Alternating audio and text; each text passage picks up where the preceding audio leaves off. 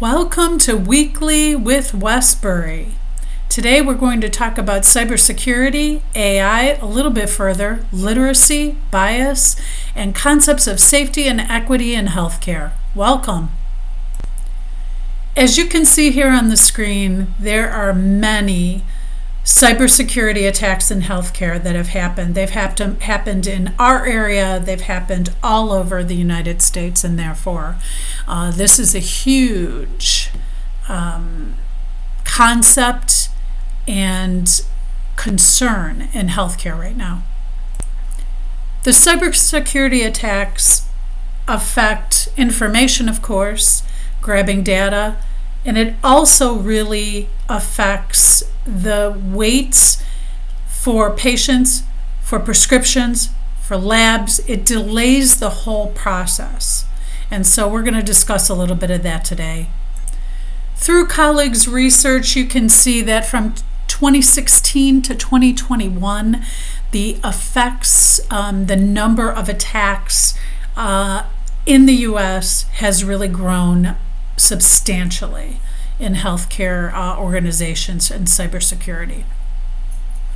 So let's talk about a few of the key points of cybersecurity and the issues that happen. And I gave you a little bit of a quote there and a little giving you, not a quote, data and some metrics.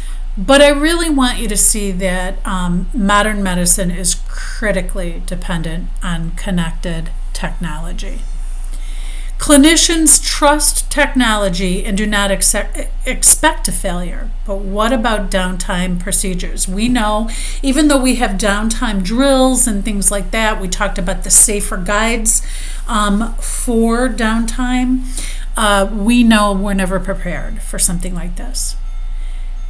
Cyber attacks impact technologies and they cause patient safety concerns, right? Whether it's data, delays, etc. These are very complex problems and they're hard to fix quickly. We're finding that the security measures that we have are really antiquated. And that's collectively in most organizations. In other words, technology changes so rapidly and there's so much more big data out there that we are not necessarily as an organization prepared for what happens in a cyber attack. Having said that, you can see that I gave you an example of researchers at the University of California in San Diego have been awarded $9.5 million, right, to really work on ransomware resiliency and a response program.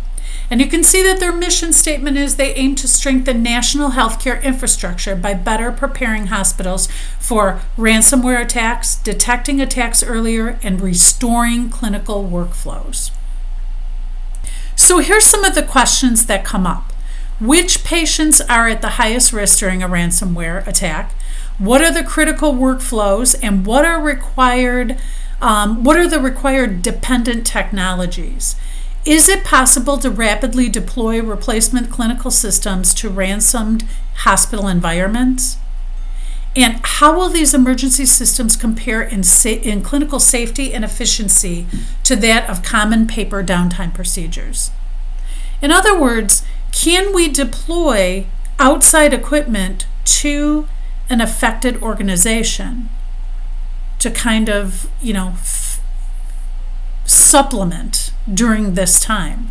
And again, there's even companies coming about that have just mobile tech, and they will just come to your organization. Something to think about. So we've already talked about delayed care. We've talked about the organization, sometimes again inheriting when we form corporations and consolidate organizations into each other. We inherit outdated tech procedures and software, right? And so what happens during a cyber attack? Again, it eats the whole system, right? It's financially cumbersome. And sometimes financial resiliency may not occur easily. And think about that. So this can be a whole waterfall effect, right? When it happens, we're stressed. We have that, it's the opposite of the techno stress, right? We are down to downtime procedures. We have paper orders. We have individuals and practitioners and professionals that don't understand how to use those things. There's our safety triggers, our alerts, our scanning. Those are all affected, right? They don't exist. So how do we make sure that we still have that safety layer in there, right? So a lot of things are happening. Patients sometimes cannot get medications covered by insurance because there's delayed care, if they can't pay out of pocket until things can be reimbursed. It really has a huge waterfall effect.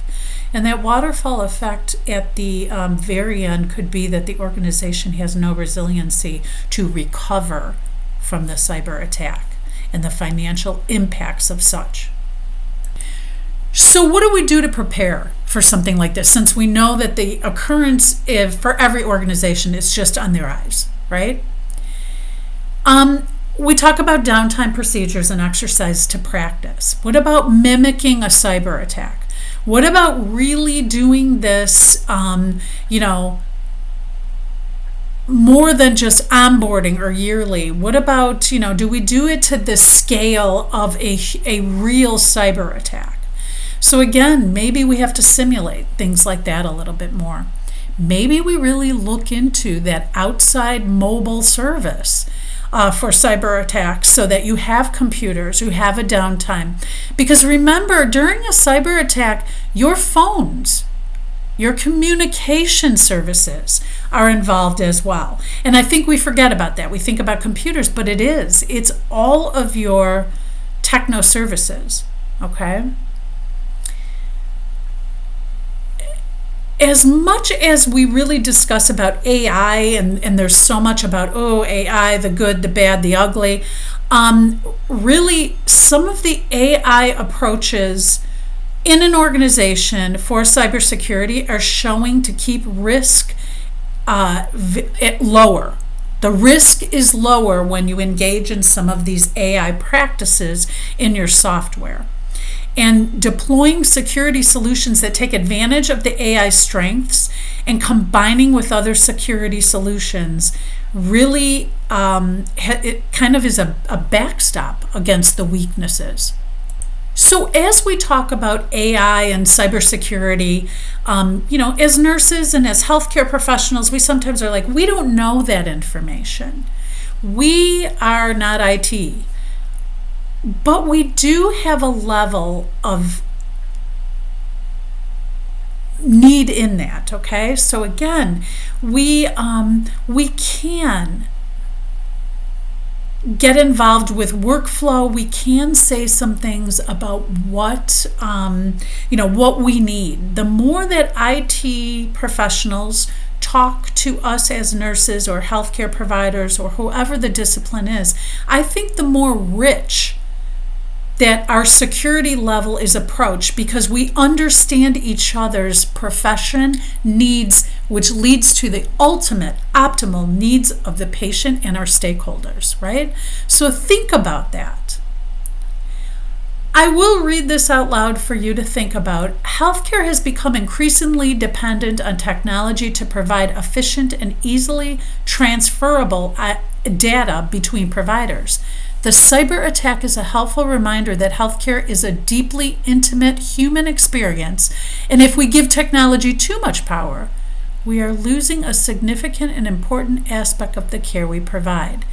Now that was in 2022, BOSEC, and it was published in an ANIA journal. I want you to think about that because, again, we don't want to forget our human side of that. We don't want to forget our professional needs and those kind of things in this. But we are dependent on technology, and that is really shown during a cyber attack. You get this supplemental podcast PowerPoint also with within your modules. I want you there's a lot of information on AI because I'm not sure we really understand the what AI is and what's the difference between like regular machine learning. I've isolated that in the next few slides. Again, I won't go through it in this podcast, but what is the advantage of AI and its predictive models, its predictability? I've defined some things there, right? And what I really want you to understand, and I even put a little case study there, is AI thinks and supplements critical thinking. You've seen that in your alerts, sepsis alerts, your early warning triggers, your clinical decision software that is there to give you some hints. Hey, you're thinking about this. You're thinking about this when you put in you see lab values, you put in some vital signs of your patient. This is giving you, there's an AI case study in there that gives you the insight that the machine learning model, the AI model, can predict. Okay, so I just wanted you to be able to have some resources for that. And yes, this is just one particular vendor, but again, AI platforms can detect and triage too. We talked before about triaging and nurse, using virtual nurses as kind of a triage model. Well, AI can do that too. Now we have to remember, AI has hallucinations. It can make some mistakes. It gets smarter the more that data is inputted into it, just like us when we're learning in a course or something like that, right? It is very alike to that, but we do have to double check as the professionals, okay? But as you can see, I gave you a little bit of information here on what actually the AI platform can do. I like to give you realism all the time, and here's the realism, and here's how I see AI fears right now. And sorry, I have a typo on there, but poor usability is really the what we see a lot, okay? And so I really want you to understand too that as we look at some of these things I want you to read the quote at the bottom, and I'll read it aloud. A human cannot be replaced, but humans can become even better providers using AI. If I see an alert that says this person is having an issue, I can start to address it. And I want you to sort of, that was written by an RN, and I want you to kind of think about that, okay? It is not to focus on job elimination, automation in our profession. It is to really focus more on that supplemental diagnosing, care providing that it can provide for us as the professionals. I did put a definition, as you heard me say in several podcasts, about AI bias. First of all, I talked about hallucinations, and those are errors. That's what it is, okay? There is bias in the hallucinations too, meaning that we commonly train algorithms similar to how we train humans. In other words, we extract data maybe from certain populations or communities, and we exclude others. Well, that is no difference then in AI models basing judgment off of limited populations, communities, etc. In other words, traditionally people of color do not represent research subjects, and so the algorithms cannot interpret this data because there's lack of data. There's no diversity in data then. So in other words, there is bias in the AI, similar to the, for lack of a better word, the human bias, okay? And upon that, AI can make hallucinations, which are just errors, wrong information, but also it can respond in one like way when we all don't respond in a like way. In other words, it could be factually incorrect, and it could be data incorrect because of lack of data or the diversity of data. I've given you a link to, and I will, your module always shares more information, but even in our area, there have been many healthcare protests against the AI usage, and saying that patients are not algorithms, and trust nurses, not AI, things like that. So again, we know that there is some controversy controversy regarding AI. So this is a very important new addition from HIMSS, which is the Healthcare Information and Management Systems Society, about AI. And it's the 5 rights of AI. And this came out in 2023. And you can see the 5 approaches there. I'll let you read that: objective approach, competency, data, safeguards, and some of the explanations there. I want you to really, kind of look at that. We're going to talk about all these elements within your module as well, but I just want you to understand that we are providing our main associations are regarding AI in healthcare, its usage, and how to do this right. We're going to talk a little further about patient engagement. We've talked a little bit about cybersecurity. There are some key areas that are really being focused on for building what we call a smart hospital. In other words, it is that technology-driven and technology-enhanced organization. And we've talked about a lot of these items already. We'll talk further today about patient engagement, but I want you to understand that we're coming up further with our interprofessional teams, our IT, our healthcare professionals. We're talking more. We're coming up with what we need to have a safer and more secure smart hospital. And I state hospital in the last statement, but it's every healthcare setting, right? Because every healthcare setting has big data and is using generative AI. In all kinds of different diagnostic research, components, right? So I want you to really focus. We talked in week 1 more about using automation for mundane tasks, alleviating that, keeping the professionals to do the more expert role of what they need to do. We know that we're using chat bots, maybe scheduling bots, all these different things too within our healthcare settings. We, of course, talk a lot about the EHRs. We're further talking about the engagement of patients, whether it's self-help wearables, whether it's apps, social media groups, things like that. We are being asked as nurses to really, advise things to patients too, right? Patients come to us with questions. We have educated consumers. And so again, we're finding ourselves in a place where there's so much technology and we just have to know more and more and more. Hence the approach in this course to get you thinking and seeing in clinical and your, transition to practice.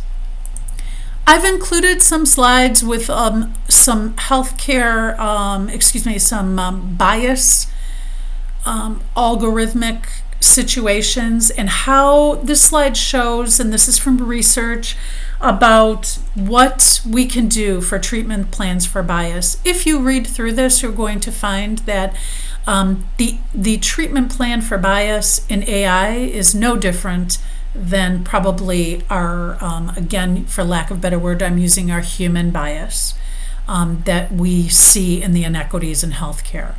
We need to address these. We need to get better data. We need better resources that prove healthcare, that address healthcare inequities, right? Same thing goes with the AI.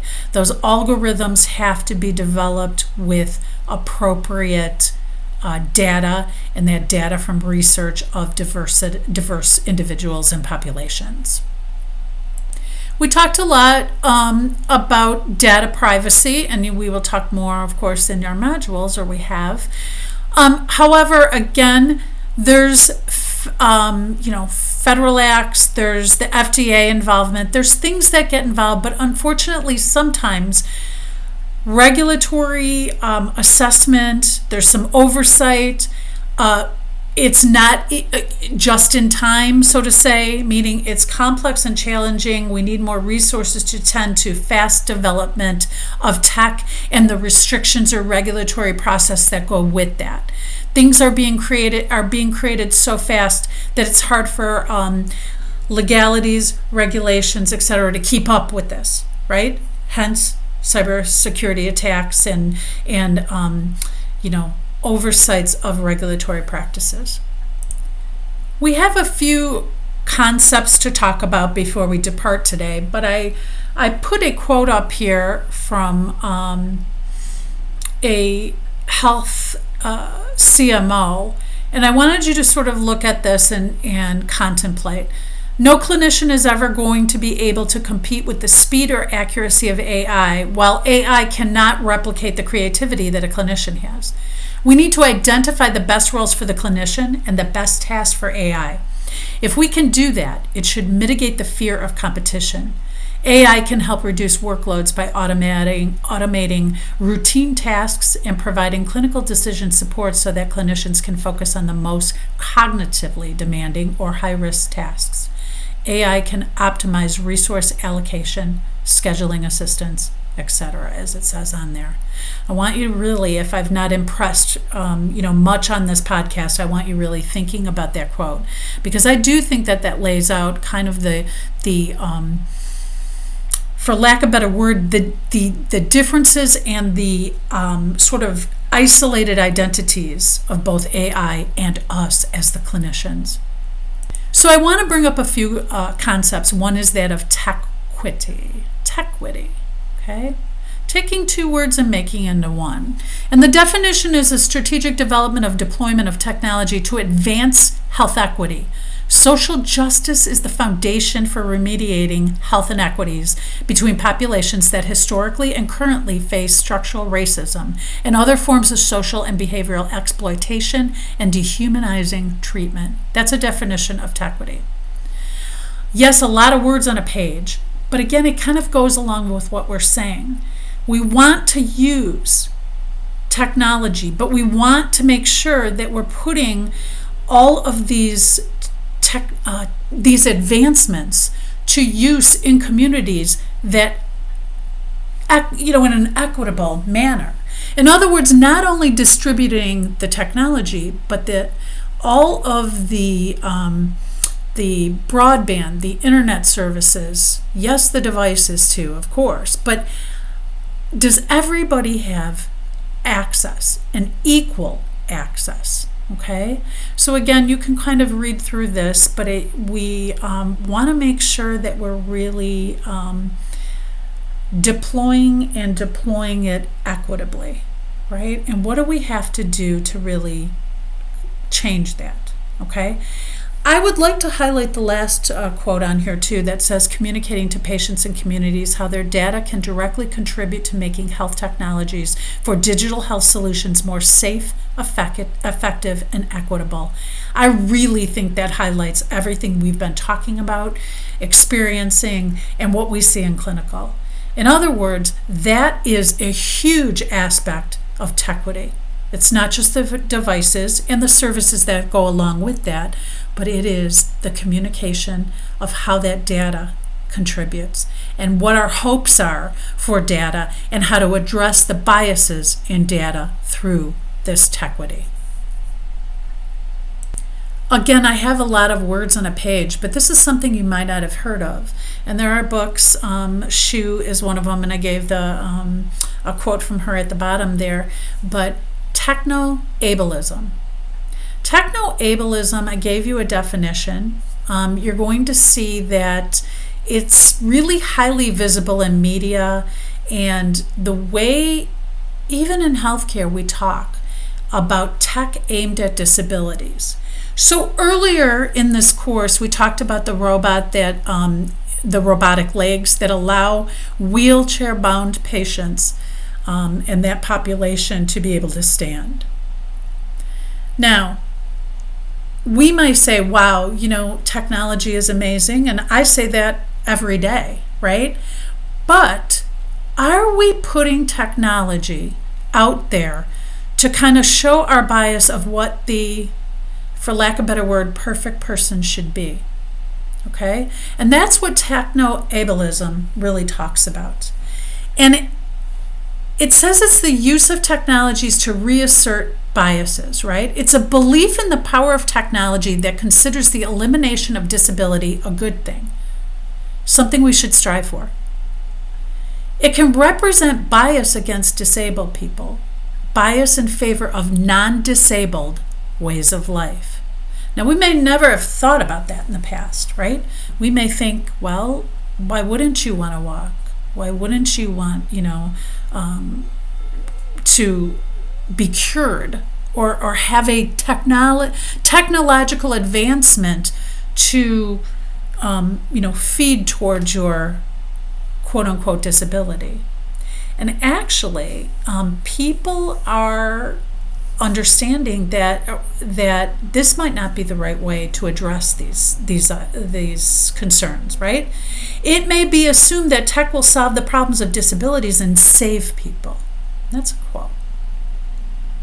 So, does this mean that non-disabled are making decisions about what disabled people need and how to assess the person and where they belong? And one of the quotes from Shu from her book states, "In the constant praise and promise of bodies fixed through technology, we see that disabled is a bad state of being and that disabled people must be altered to be worthy." I want you to think about that because I wanted to bring up that that's a concept now, that we may be empowering that the voice of bias in what we say to our clients. I want you just to think about that. And this is now in literature. And our very last concept for today is health literacy.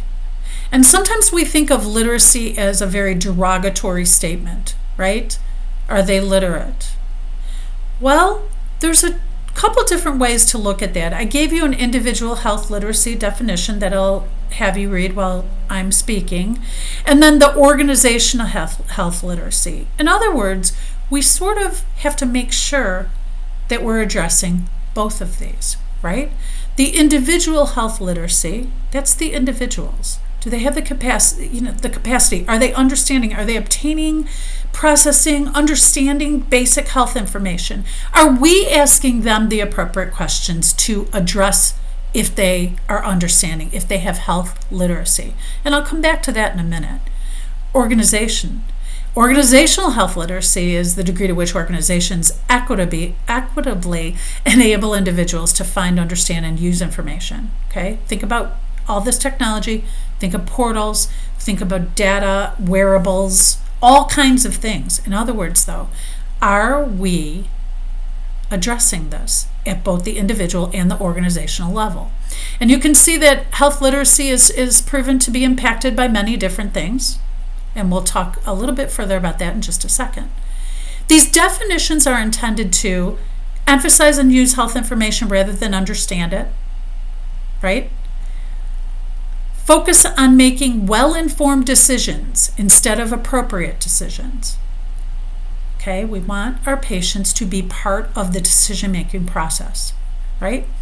Include a perspective of public health. We talked a lot about that in this little podcast. And then acknowledge the responsibility that organizations have in addressing health literacy. So how do we do that as nurses?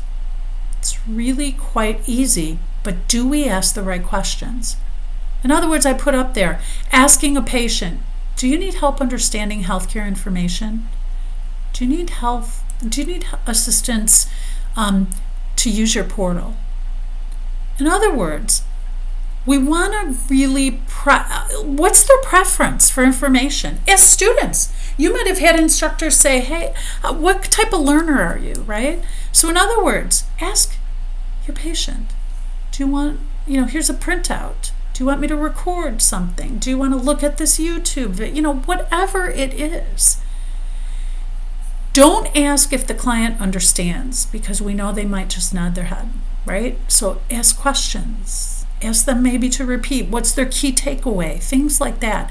I think we are so fast-paced in our professional model that sometimes we just simplify it. And I don't think we should, right? Not for health literacy needs. We want that patient engagement. We want that health literacy because, again, that helps in quality outcomes, right? And readmissions and all that. Encourage note-taking and writing down questions, right? I don't know. It excites me when I do see a patient write down some notes and ask some questions. To go along with the empowerment, I would just like to conclude with this. We want nurses and patients working together, okay? We want, if we're talking about technology, that design of technology might be from a patient's point of view as well. The more we talk and engage our patients and talk about how they use their wearables or how things correlate at home, what they would love to have at home, we can really empower that patient engagement. But we can empower our profession as well because we're including the voice of us and our clients and our population, right? And so we should always have a person-centered care model to incorporate into any technology. And we really want to reduce those health disparities and improve patient outcomes. The collaboration and that empowerment in this new era of healthcare delivery will be just ever so eloquent in its formation and powerful in its abilities. Thank you for today's session.